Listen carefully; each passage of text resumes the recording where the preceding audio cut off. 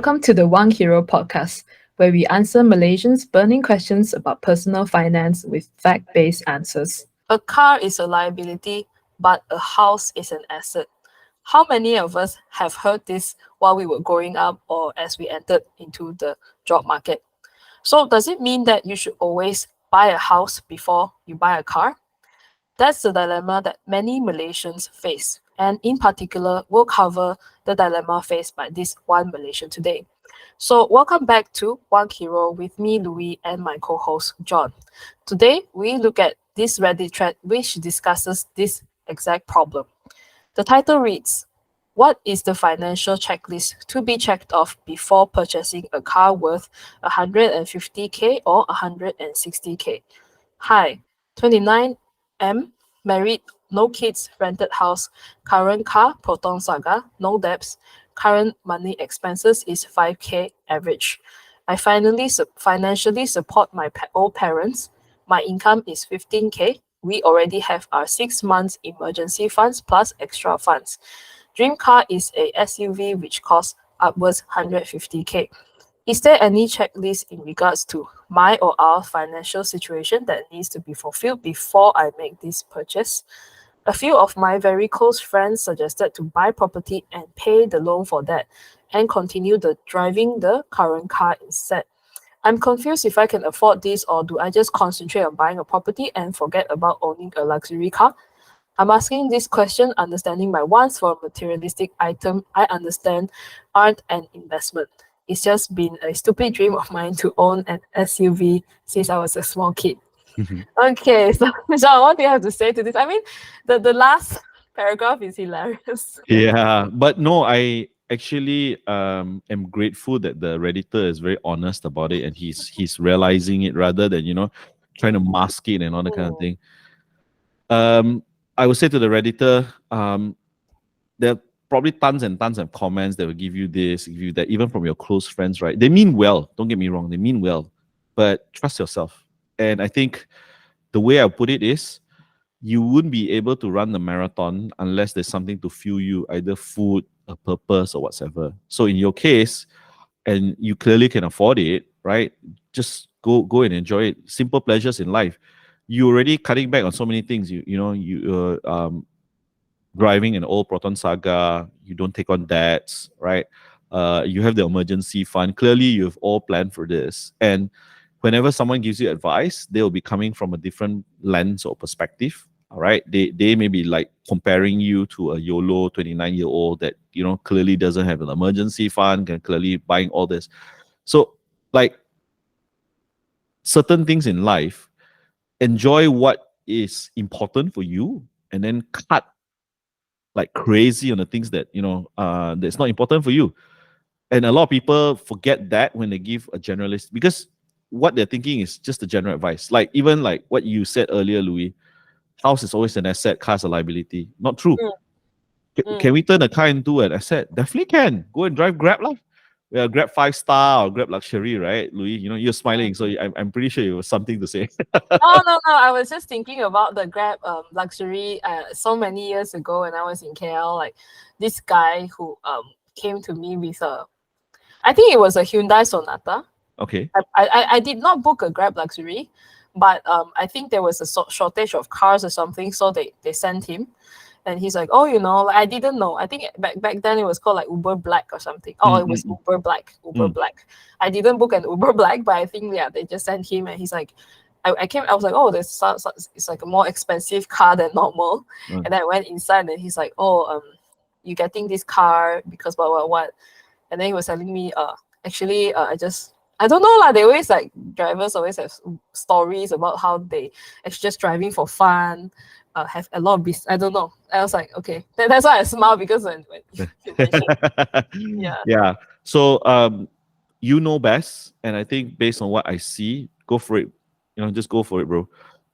Second thing, he actually asked this thing about an extra checklist before buying a car. So what I've read so far is that he is going to pay for the car from an active income.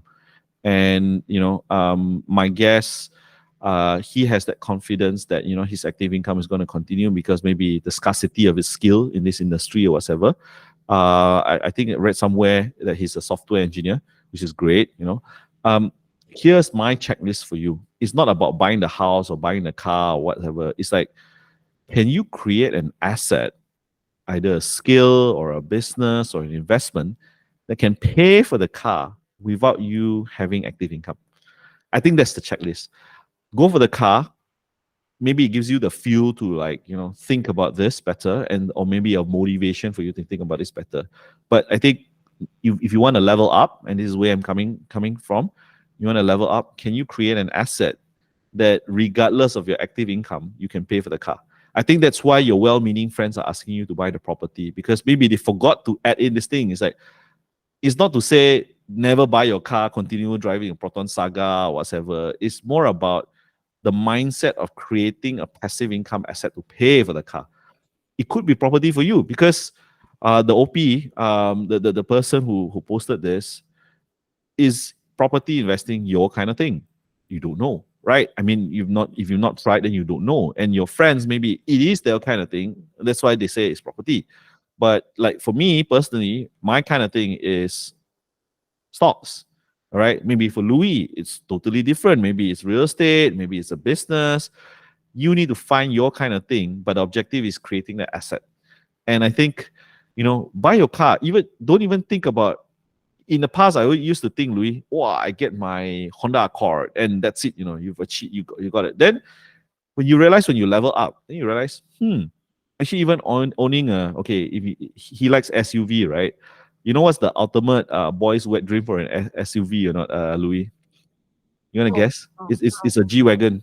Oh, G-Wagon. Oh, Yeah, okay. it's a G-Wagon. It's like a G-Wagon is considered an SUV? Oh yeah.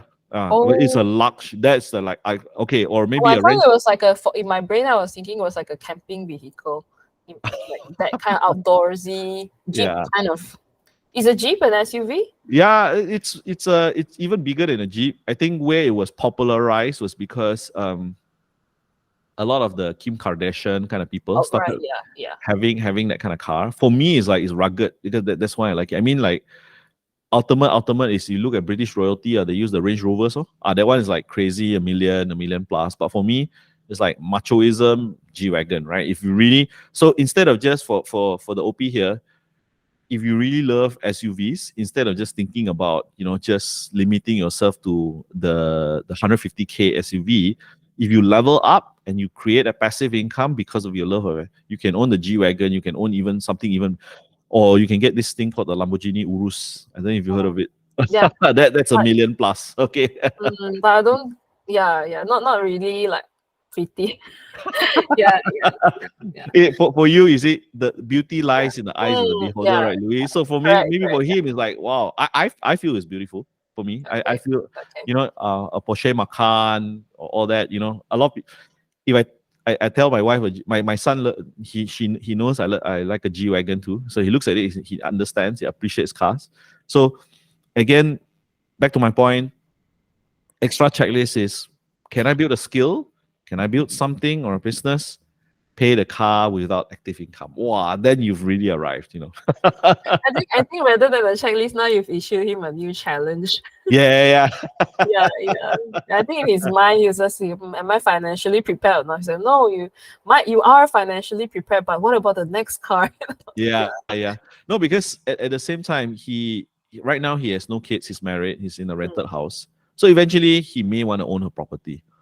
So, but at the same time, there's always this tug and tussle to say, hey, do I really need to sacrifice my car because I need to get something practical like my house, which is not something of his priority, of his wants? That's where, by you doing that creation now, which will take time, then you come to a point and says, wow, now I've got choices. Now I've got, I've got options, I've got choices. Yeah.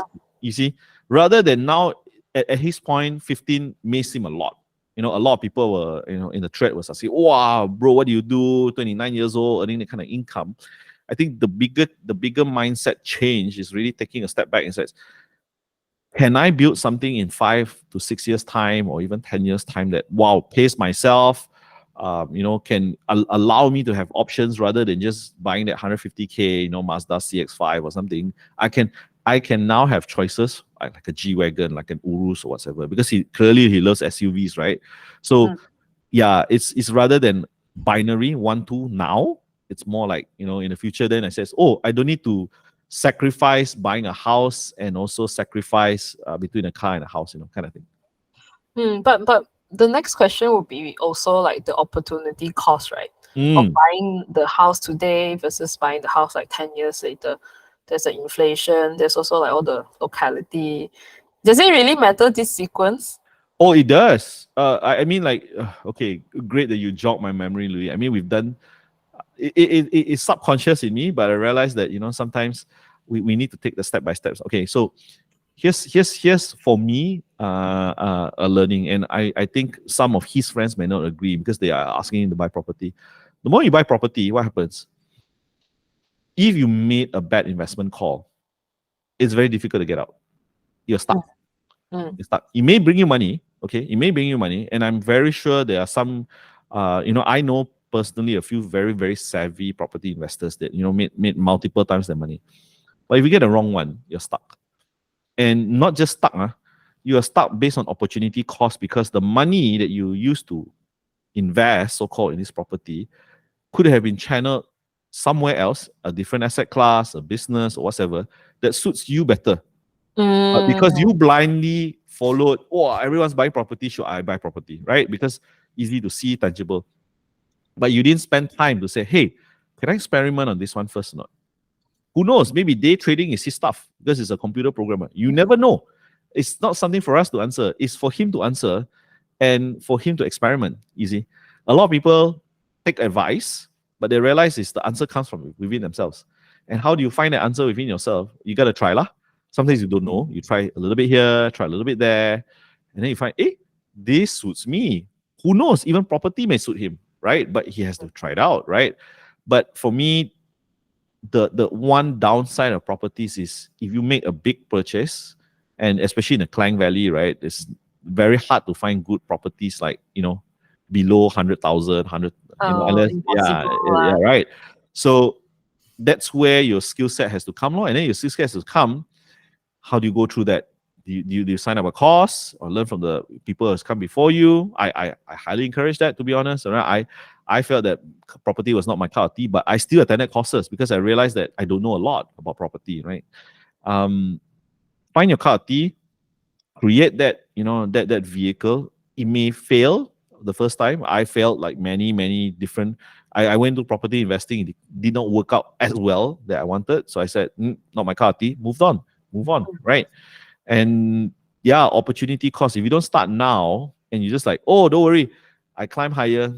It's like the lifestyle creep problem again, Louis. Yeah, I can afford a car now. I'm thinking like, oh, my money expense, I can that one, right? But they're not building that second pipe, And this is where I highly encourage people to understand what kind of pipelines you're building. So there was this parable of the pipeline. I told this to you before, right, Louis? I can't remember. Okay. The short version of it, and you guys can go Google the parable of the pipeline. There were two gentlemen. That village where they were working or staying did not have water supply. Okay, so they were paid by the village headman to go and collect water from a nearby river. Okay, not that close, but not that far also. So both of them went about with the pail, collect water, bring it back. For every liter of water, they were paid 10 cents or something like that. Any amount, think about it, okay? Then the guy A, the A and B, A just said, I should get bigger pails. I built my muscles strong enough and I work harder, long hours. So this guy A was like earning more than B. B, he said, it's okay. I live below my means. I use the normal pail, okay? But I'll figure out what can I be more efficient instead of just thinking of just active income. And he said, the moment I hit 50 years old, I can't be doing this. I won't have the energy anymore, right? So A was like getting bigger pails, overworking his body, okay? And he was, whatever money he got, right? Enjoy, upgrade. And he see B, right? Still poor, still earning mediocre salary, living below the means. But what was B doing? B was hatching a plan. So in the free time that A was working extra hours, B was starting to build a pipe. Oh. starting to build a pipe. So, A was laughing at him. Oh, I'm driving my Continental car, bringing my family for holiday. But B was just, living a simple life but building a pipe, building a pipe. And you don't build a pipe overnight, right? So by the third year, for the fourth year, right, what happened? A was overworked, tired, okay, even though he was enjoying himself in the meantime. But B just turned on the tap. And when he turned on the tap, water was gushing out. Village chairman said, I don't need your services anymore. Wow, that's so sad. Yeah, Right. yeah. But don't you agree it's a great story? Because It is, yeah. yeah, the mindset is like, are you building pipes? And you don't just build one pipe, you build multiple pipes.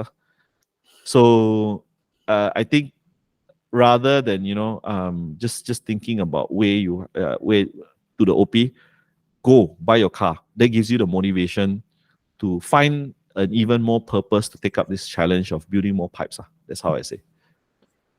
So I think in this case, it's rather not about like the car or the property, right? Precisely.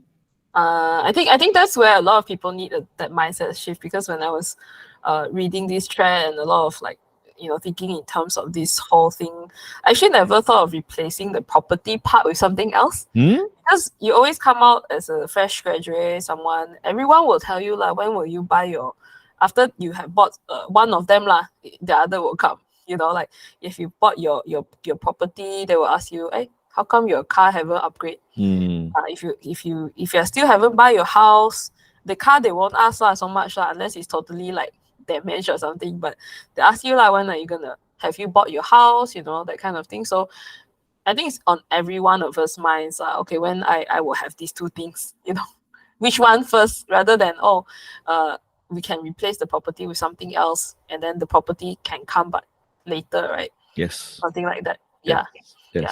Yeah. So what, so property how about like if let's say instead of like looking at the property as an investment, and when we look at it as an investment, it's comparable to other asset classes, right? But how about like if like just for own stay? Meaning your question is more related to like when do you decide? So like if it's for your own stay rather than an investment, so which one should come first if there's such consideration? I would say build your asset first, definitely. Regardless, because looking at hindsight, right? I went down the rabbit hole of buying the property. I've to the OP out there, I listened to the friends' advice, buy property, by family's advice, buy property first. And looking back, if I didn't make that decision and I didn't stuck my money for 5 years or more in buying property for my own stay, whatever, I could have doubled my net worth today easily doubled my net worth. So to your question, Louis, about when to decide when to buy, I realized that it's better to buy later. Why? You reach a point in your career where maybe you're 10 years into your work, and then you realize that, I know myself a little bit better. Am I a person that is like jet setter? I don't mind moving from country to country, that kind of thing. Then buying such a big property may not make sense, You see? Okay?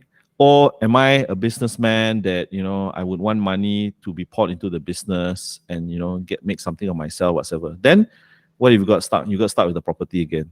Or you're like coming back to corporate jet setter, right? You are very successful, you're climbing a corporate career really fast, you work at an MNC, and this MNC is everywhere. So one day you get posted to Vietnam. Then what happens? You got to pay for the house that you're not staying in, and then you got relocated to Vietnam, and they pay you expat benefits and all that kind of thing. So I think what I've looked back at hindsight is like the property actually kind of tied me down, and it's not just my experience. I had a lot of so for those of you guys who first time listening, I used to work for Royal Dutch Shell. And a lot of my seniors and my managers, right, when they got posted to China, went to Nigeria, and their house stuck, right? For them, only then they also realized that, oh no, I had this boss, Louis, 20 over years in Shell at that point. He never thought that he could get posted or whatever. Bought a piece of land, built a very nice house in Piassau. okay, in Miri. Oh, I love his house. 21 points of land, fantastic kernel, dog kernel, whatever. Next thing you know, it got posted to China. He got posted to China. The whole family went, okay, and then now his whole family is actually in one of the countries in Southern Hemisphere. And then he realized, oh my God, the house I built, so he had to sell the house, and he only stayed in it probably like 2 years. What? You see, 2 years. So again in life, right? We sometimes overplan and we overthink. Oh, if I don't buy my property today, I cannot afford like in 10 years, 20 years. No, life changes, right? If you have like 20-year plan, you may have a goal, but the goal may not change, but the plan to get there may change. Or you may change your goal completely. You never know. A life-changing scenario, your family, your objectives in life is completely changed because maybe you went to a monastery in Tibet and then you realize, no, I mean, I'm just throwing out, there's so many scenarios, right? No, because it actually happened to one of my friends also. So again, I think only you yourself know. What we are helping you guys is we had our own experiences and obviously we develop our own biases. But because of that, because of going through that pain and then realizing now we had the benefit of hindsight, oh my God, how naive we were, 20 years ago and thinking that, really when I bought the house, Louis. ETFs, John, sorry? If you put the money in ETFs, in fact, that oh my God, I think Louis. 6 times at least. Easily. 20 Easily. Yeah, easily. Maybe even 8 times. Thinking, maybe even 8 times, So I'm like, now I got a benefit. What was the worth for 550,000, right? About multiple millions. Yes. So again, now with the benefit of hindsight, what we are sharing is our experiences. In no means this is the only way, You gotta, for the OP, you gotta find out for yourself. But coming back to the crux, have the mindset, build pipelines, build assets, and enjoy your car, enjoy what you like, cut ruthlessly on the things you don't enjoy. Because in this world, if you want everything, right, 1 billion also not enough lah. That's true. But if you have a perpetual pipeline, that's where it gives you multiple options, right? Multiple option here, option B, option C, option D.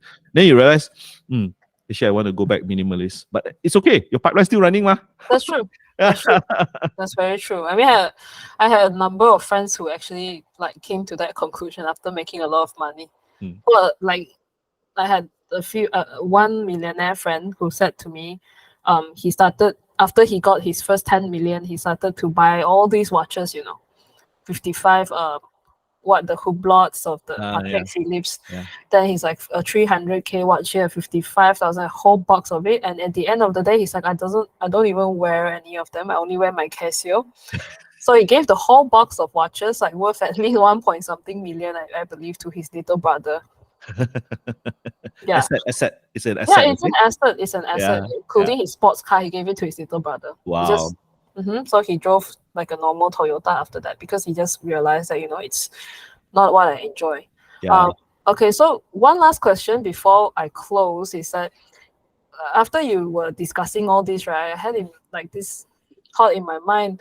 In fact, a house is a much bigger consideration compared to a car, right? Car is actually a lot more liquid compared to a house. Yep. A house would tie you down and you were tied down by your house back then. Yeah. But car actually, if you don't like it, you can resell it and it gets resold rather quickly. Yes. Especially new cars. And the model that the OP was going for is a Japanese, very reliable model, which I think is a great choice.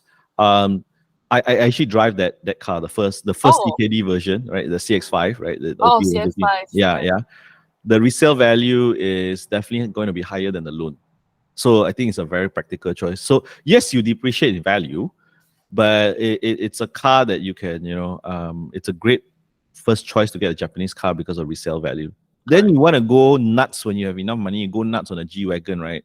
I mean, that one, I tell you, the depreciation is going to be higher and higher because it's so expensive to maintain.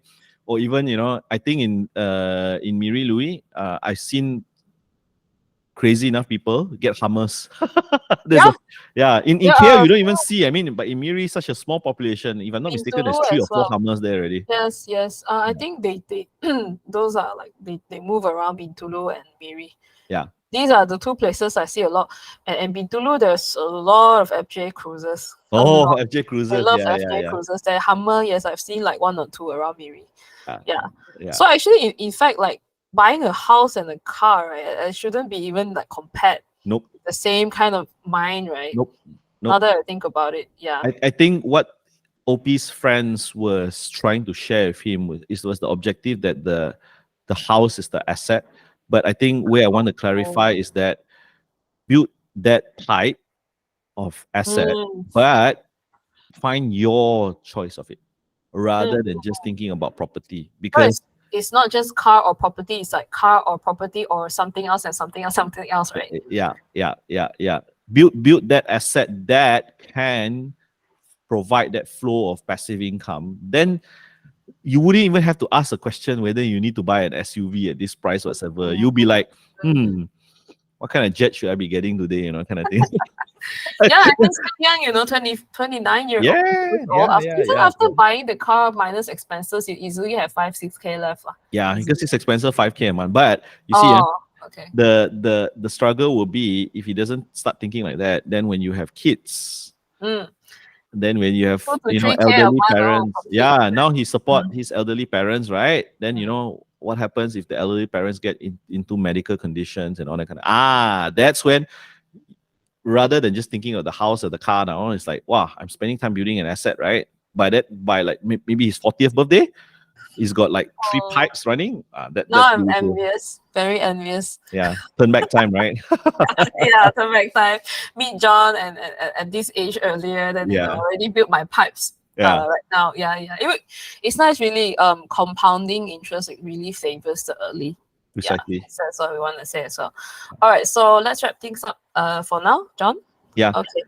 So hopefully, audience out there, if you're thinking, you have this same question as this OP of this Reddit thread, if you want to either buy a car, property first, your friends are telling you, buy the property first, don't buy the car first, drive your old car first. Hopefully, you pick up some tips. I think John's advice, personally hearing it is really opened my eyes as well. So it's not always just car or property. It's car versus asset, right? Can be property, replace the property with asset. Then you start to see more options come up for you. So if you have more questions around this question, or like just what kind of assets you should invest in general, you can leave your comments below. And if you want more content around personal finance and investing, make sure to subscribe, and hit the notifications button for WangHiro.